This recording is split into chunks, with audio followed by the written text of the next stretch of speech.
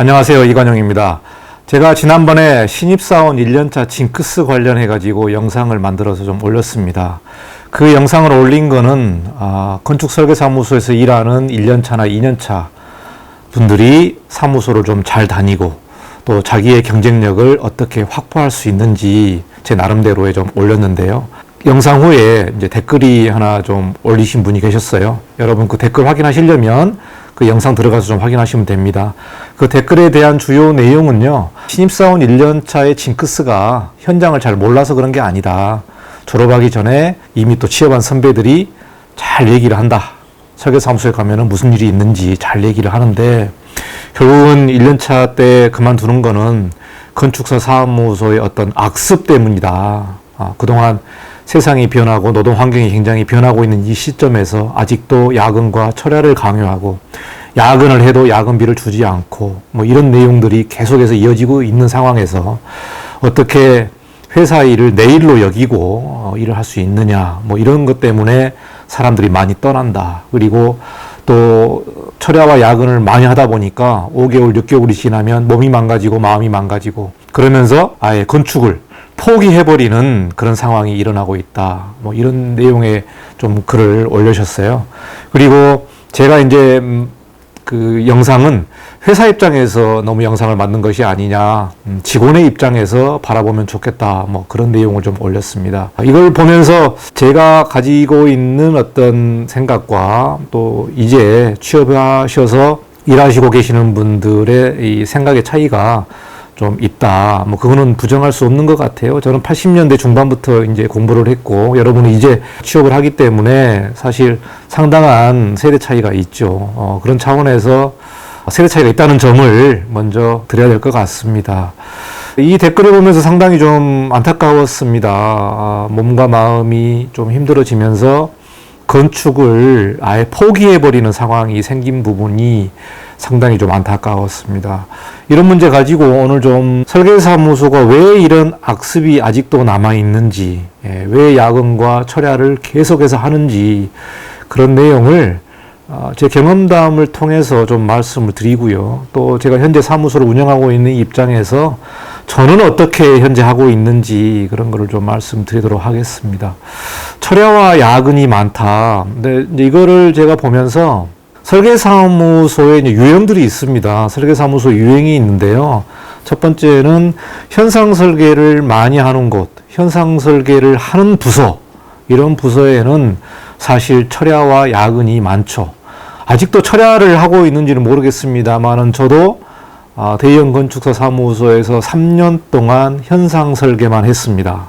현상 설계를 보통 3개월을 진행한다고 보면 첫 번째 달은 주말은 쉬죠. 두 번째 달은 주말은 다 나옵니다. 세 번째 달은 데드라인이 있기 때문에 뭐 주말 없이 계속 밤을 새기도 하고 마감을 하게 되는 거죠. 이거는 데드라인이 정해져 있기 때문에 그렇습니다. 한국의 현상 설계가 당선자가 다 설계에 관련된 용역을 다 가져가기 때문에 사실 경쟁이 굉장히 치열하죠. 특히 설계비가 50억, 100억짜리 그런 프로젝트 같은 경우는 거의 목숨을 걸고 하는 일인 것 같습니다. 예전에 뭐 턴키도 있었잖아요. 턴키도 있었고 뭐 시공사부터 해가지고 모두가 철회하고 야근을 했었는데 뭐 이런 부분 때문에 서울시 같은 경우는 턴키를 또 없애기도 하고 턴키를 진행하더라도 10시가 넘으면은 퇴근을 시켜야 된다는 뭐 그런 규정들, 그리고 최근에 이제 주 52시간 노동시간을 제한하는 점들, 이런 부분들이 상당히 바뀌고 있습니다. 여러분이 선배들한테 어떤 얘기를 들었는지 모르겠습니다만은 뭐 이런 내용을 자세하게 사실 알고 가는 게 중요합니다만은 사실 직접 또 겪어보지 않으면 잘 모르는 거죠. 제가 보기에는요, 현상설계 부서는 야근과 철야가 많다, 그렇게 생각하시면 될 것 같아요. 부분적으로 철야를 이제 좀 안 하는 뭐 내용들 많겠습니다만은 설계사무소마다 좀 다르겠죠. 그러나 현상설계라는 경우는 데드라인이 정해져 있기 때문에 경쟁이기 때문에 현상설계 부서를 가신다면 여러분이 상당히 야근과 철야가 많다, 이렇게 생각하셔야 될 것 같아요. 이러다 보니까 여러분이 그거를 마음가짐이 없다면 버텨내기가 힘듭니다. 사실 체력도 굉장히 중요하죠.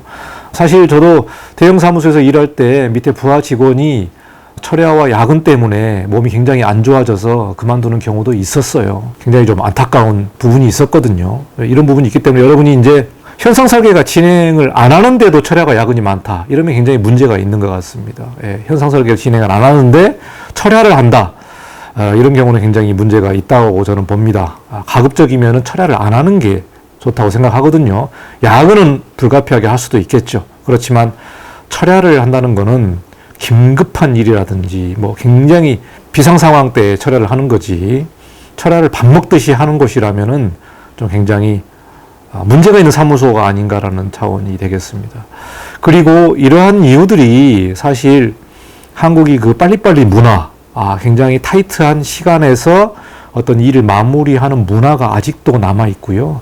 특히 프로젝트의 클라이언트의 상황에 따라서 굉장히 달라질 것 같아요. 시공사라든가 디벨로퍼라든가 시행사라든가 어떤 한정된 기간 내에 프로젝트를 끝내야 되는 상황, 이런 경우는 상당히 어려운 상황이고요. 그리고 설계사무소가 이렇게 인력면이라든가 이런 부분에서 열악한 상황이 설계비가 저가라는 거죠. 국가에서 발주하는 프로젝트는 공공발주사업 대가가 있기 때문에 설계비가 좋습니다만은 민간 프로젝트 같은 경우는 설계비 요율이 없습니다. 현장에서는 사실 설계비 요율을 지키자고 합니다만은 사실 설계사무소는 그 민간 프로젝트는 거의 정글 같은 곳이기 때문에 설계사무소에 요율이 없습니다. 이러다 보니까 저가의 설계비로 일을 할 수 없는 상황.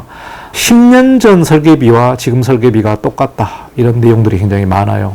굉장히 말이 안 되는 상황인데도 아직도 현업은 이렇습니다.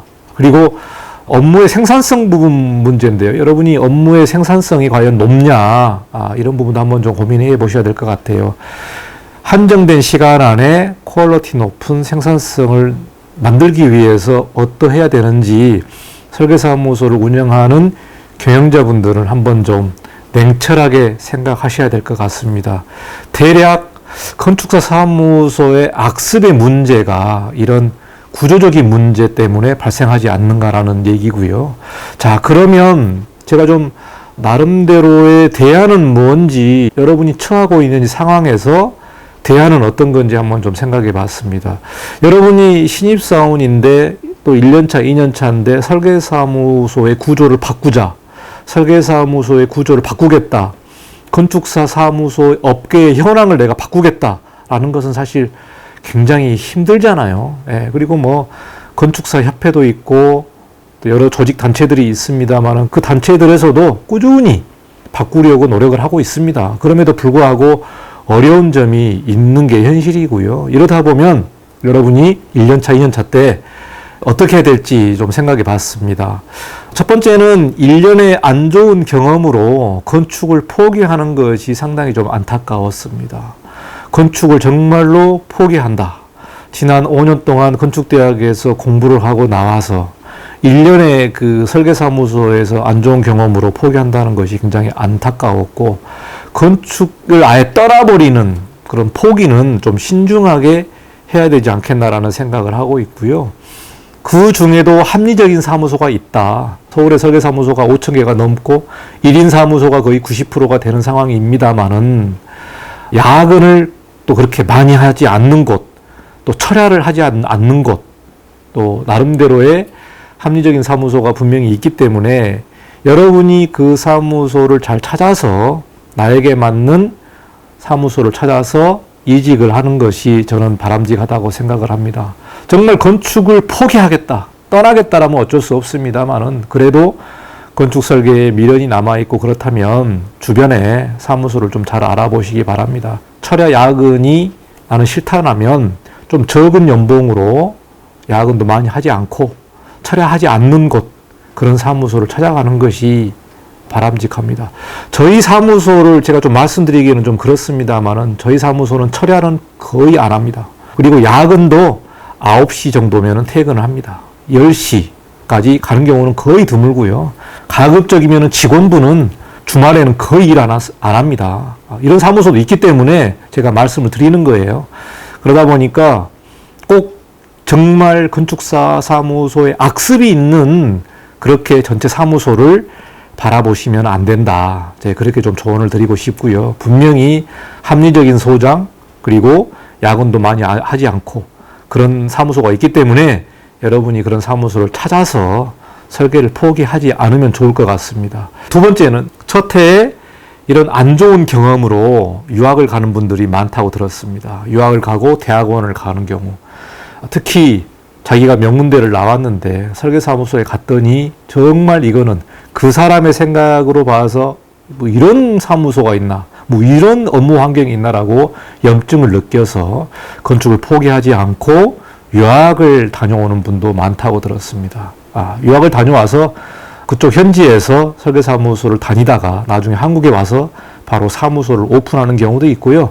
제가 32.5세 왜 이 건축가들은 빨리 독립하는가라는 그런 영상도 찍었죠. 거기에서 보면은 대부분이 이런 건축사 사무소의 열악한 업무 환경 때문에 바로 사무소를 여는 경우가 있다. 그 이유도 굉장히 중요하다. 이렇게 해서 정말 힘들어서 사무소의 조직이라든가 구조가 힘들어서 나와서 나는 정말 저런 사무소를 만들고 싶지 않다. 그래서 새로운 사무소를 만드는 경우가 있습니다.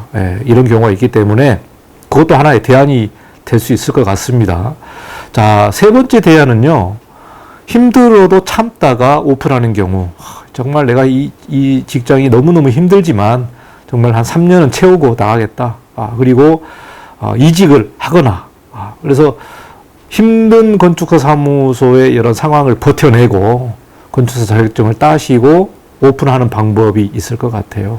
정말 뭐 안 좋은 대안이 될 수도 있겠습니다만은 현장에서 어쩔 수 없이 버틸 수밖에 없는 상황이 이런 것도 있다라고 생각하는 내용이고요. 그리고 마지막으로는 이제 건축을 기반으로 해서 다른 분야로 진출하는 방법이 있죠. 그래서 건축 관련된 여러 시행사라든가 뭐 건설사라든가 그리고 또 개발회사라든가 아니면은 대학의 어떤 건축시설과라든지 어떤 기업의 건축시설과라든지 IT 기업의 어떤 건축 관련된 일이라든지 이런 쪽으로도 이직을 하는 경우가 있습니다. 이러다 보니까 여러 가지 대안이 있기 때문에 그 대안을 여러분이 좀 잘 찾아서 가시기를 바라겠고 한 사무소에서 안 좋은 경험으로 아예 건축을 포기하는 탈건하는 그런 일은 좀 신중하게 생각해 보시고 자기하고 맞는 사무소를 좀 잘 찾으셔서 좀 가셔야 될 것 같아요. 정말 굉장히 현상설계팀은 굉장히 힘들다. 그러다 보니까 내가 디자인을 좋아하고 디자인을 전공해서 큰 회사의 현상설계팀으로 부서 배치를 받은다면 상당히 마음 각오를 정말 강하게 하셔야 될 것 같아요. 이게 사무소의 현황이기 때문에 조직에서는 여러분은 어떻게 판단할지 뭐 그런 내용도 좀 한번 여러분이 역으로 생각해 보는 그런 계기가 되시면 좋을 것 같아요. 여러분이 힘들어도 여러분이 생각하고 있는 꿈을 성취하기 위해서 잘 인내를 하시고 여러분이 잘 판단하셔야 될 것 같습니다. 사실 좀 무거운 주제인데요. 여러분이 어려운 상황에서 잘 이겨내시고 저도 굉장히 어려운 현상설계팀에서 3년 동안 버텨냈기 때문에 물론 이사직, 팀장직으로 버텨냈습니다만은 굉장히 좀 어려운 시절이 있었습니다. 그래서 여러분이 내용들을 잘 이겨내시리라고 믿습니다. 자, 여기까지 오늘 영상을 마치고요. 다음에 또 찾아뵙도록 하겠습니다. 감사합니다.